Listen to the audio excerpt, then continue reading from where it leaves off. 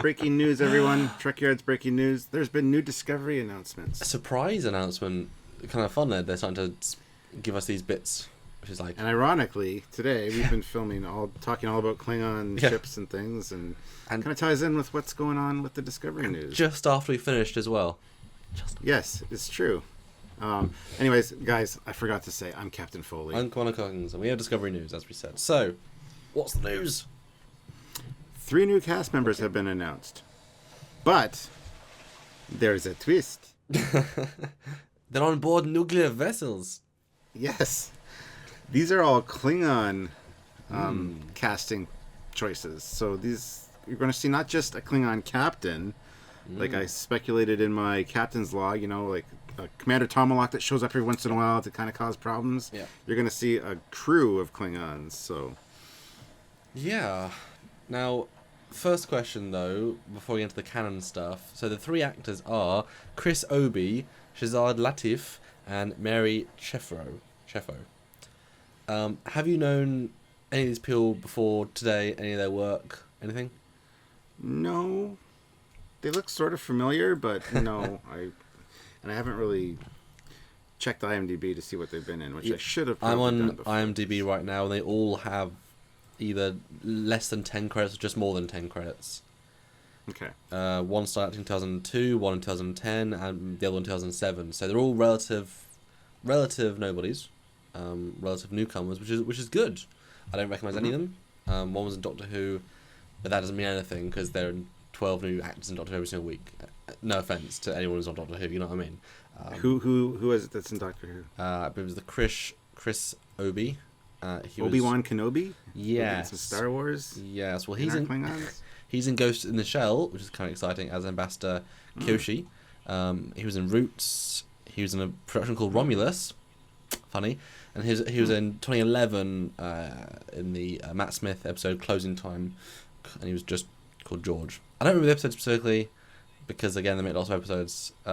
Yeah. So, and the other people in lots of things. One, Shazad Latif has been in several TV series as a running character, but not anything I've heard of. So doesn't say they're not big, but wait for the. Yeah. So how do you feel about the fact that there's probably going to be like a whole Klingon crew that we get to interact with and see, instead of just a, character that shows up every once in a while? I'm really intrigued actually because look back into all of the Star Trek iterations.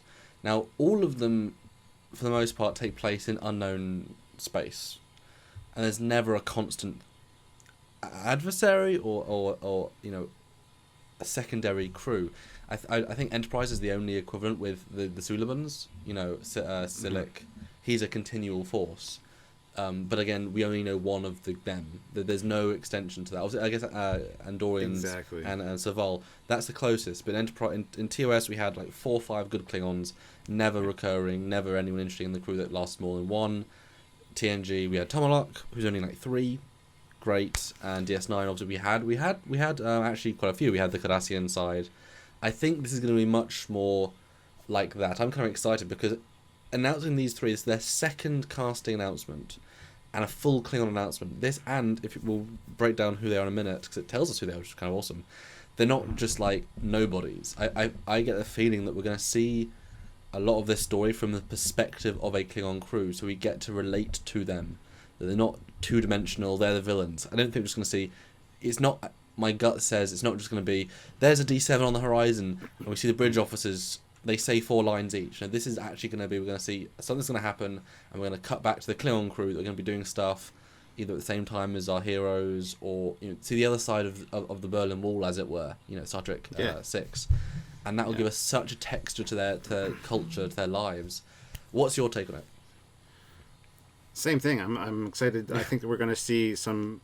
I think a large part of it's going to take place on a Klingon ship, like kind of the other side of the story, if you will. Yeah. I don't think they're not going to be working with Discovery. I don't think it's going to be probably maybe a cat and mouse game, something like that. But I mean, it says here that Chris Obi stars as Tekuvma, the Klingon leader seeking to unite the Klingon houses. Now that's really interesting. Yes, it's really interesting. there's probably some. It sounds like there's turmoil within the Klingon. Well, there always is, I guess, with between the houses. It's bloody and vying Duras again, isn't it? Yeah, It's yeah. always him. Young. Well, you have to say young Duras. I mean, why not? Actually, there you go. Why? I mean, what if Duras, even younger than we knew him in Star Trek, whatever 6, the timeline, Kittimer. What if 20-year-old Duras was dealing with Romulans as well? Hence the Romulan subplot. Interesting, yeah. But then stop dealing with Romulans. It never works, you Duras. All of your kin, do it. Stop. Align with He's the the first one to Cardassians. try. They He was the almost first have one to power. try, because this is back in time. So. Yeah, but no. Well, yeah, okay. They're Duras and Enterprise, but he didn't. Yeah, they're Romulans. Oh. Yeah. So we got Shazad Latif is set to play Call, the commanding officer of the Klingons and protege to the captain, Takuvma. Yes. Takuvma. Yes. Gotta say it. Takuvma. There we go. And Call. Yes. Yes. With So- gusto. So we got the captain, the commanding officer. Oh, he's a Klingon leader. Sorry, Takuvma's not the captain. He's a Klingon leader. So No, which is Chancellor, something pre-Chancellor, and that's that. Yeah, let's go through them all three, and then we'll circle back. And they say Yeah. commanding officer of the Klingons. That implies a general. Mm-hmm. And then Sharif. or just of the ship, because they're not really talking about. We don't know if they're talking the broad Klingon military force or if it's just the ship. Oh, He's sure. commanding just the ship, right? Yeah, of the Could be. Klingons. Yeah. Yeah. Who is the Klingons? And then the lady to round out the group is, as you say, Marie Schiffer, who will play Laurel as a battle deck commander. Commander. Battle deck. That's cool. Yeah, it's a good name. So she's probably the second in command of the ship, perhaps. Battle deck commander sounds like perhaps the second in command commander. I would assume a Worf style tactical officer, but obviously in a Klingon ship, that's obviously going to be higher up in the echelon than like fourth in command. Yeah. That'd be my guess. So it's interesting. We got the head of the Klingon society, I guess, military. I don't know. What I like about this is that because you and me don't know these actors, they are just faces. But these characters are like the main Klingons. This is the Klingons we know or will know, and that's a hell of a good announcement when you think about it. Else we won't really know it until we see them in makeup and in wardrobe. Foreheads, no foreheads. I'd assume the higher up will be ridged, maybe lesser not ridged because obviously the virus. It's got to be a mix somewhere, unless they don't respect it either way. Whatever, we'll see when they get to it. But Yeah. that's a hell of a 3 Klingons. I'm looking forward to seeing, like you said, the makeup, because I want to see smooth and ridge-headed Klingons. I think that'd be amazing to mix them. And interbreeded half. I mean, people can still you have combinations. I mean, why wouldn't you? And then obviously Yeah. Okay, so Klingon leader. Now they're not specifying what sort of leader it could be of that zone, but seeking to unite the Klingon houses. Now that is a huge story plot they've just given away. Now, what that could mean is that he could be, more of a terrorist-y figure, in the sense that he's just controlling one faction, and obviously he's maybe not the leader. He's just the leader of that faction which is more political intrigue. He's not the leader of everyone. And he's trying to reunite by a civil war or by whatever. Like, wouldn't it be fascinating if part of the Cold War of the Federation there's actually a civil war? That's why they were so tense all the time, because they're actually fighting amongst themselves as well.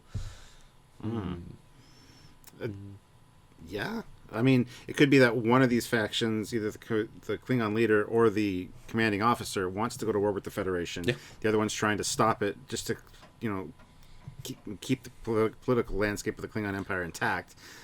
It should make for interesting viewing if that's the case. That's my guess. That the fact that the Klingons as a culture, I mean, you need that strong leader. I mean, how long does Gowron stay the leader? That to keep the peace, you need to be such a strong person. But how many millions of Klingons throughout the entire history of the Klingon Empire want to just go to war with the Federation because they want to take back what's rightfully theirs, or make them pay, or have some fun, So it's interesting to see. That's got to be a huge political part of Discovery, if the Klingons are as important as we think, One thing I'm really hoping is that this show talks about and takes into account Enterprise as continuity, because we do see quite a lot of Klingons in Enterprise. Just hearing about these incidents, hearing about the virus, even characters, whatever, that needs to be a thing, because you can't really link, like, the idea of Klingons in TOS is such a Cold War. Then after that, obviously, you have the Star Trek 6 stuff, but that's so far in the future, there's no praxis, problems, whatever. The only thing to link to is Enterprise. And to completely ignore that would be such a waste, because that's part of the timeline. You've got things to mention, So it'd be nice if one of these characters, was doing this or that and saw Archer. Because Klingons live longer, so maybe. I'm sure they will do that. I'm sure they'll tie in things to Enterprise. I mean, that's just second nature to do that kind of thing in Star Trek. But it was with the old team. The team that went from TNG to DS9 to Voyager to Enterprise. Same team. Parts of the same team. And same handoff to predecessors and to next in line. But yeah, I mean, I'm excited by this. I mean, I'm excited in the sense that that's 3 Klingons who are obviously main important people, and to have, and the fact that they've cast them, you've got to understand that even though we don't know who they are, I haven't seen their work, they're being cast for a reason. I think we can all agree that for the most part we like all the Star Trek actors in their roles. Yes, we might not like their characters, but that they're cast for a reason, and good job. So I'm interested, and to know so much about this Klingon houses. You got an officer and a deck commander. I mean, that's pretty interesting. It's interesting the way they're disseminating this information and leaking it out little bit by little bit. It's just to make people like us just speculate on the plot, and it's really starting to fall together. I mean, I did talk about the political landscape somewhat with the Klingons, but this is interesting. The whole seeking to unite the houses. So I'm really excited for this. This was a great announcement today.